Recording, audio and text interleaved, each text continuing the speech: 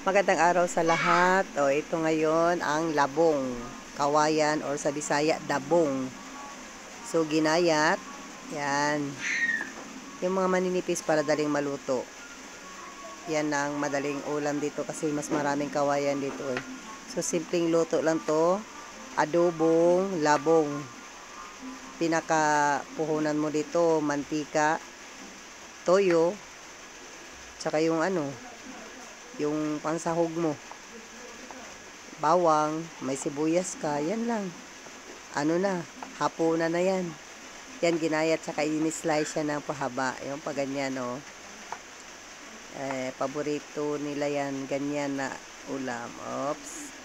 Yan, pagkatapos luto, pinigaan siya. Yan. Ay.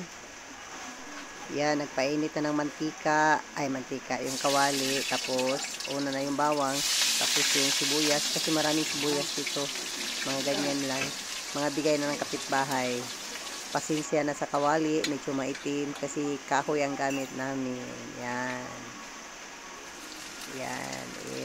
Na yung labong. Yung labong pala, pinalambot mo na yan.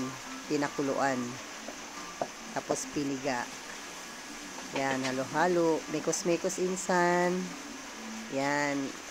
Magandang hapunan na yan. Oops, yan ang resulta. Medyo adobo na talaga siya. Nilagyan ng toyo yan.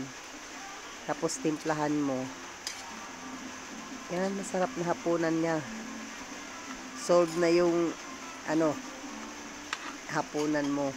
At saka, pwede pa hanggang umaga yan. Yan, oh. Kaya tinikman ko kaagad ang adobong labong. Yan lang. Salamat.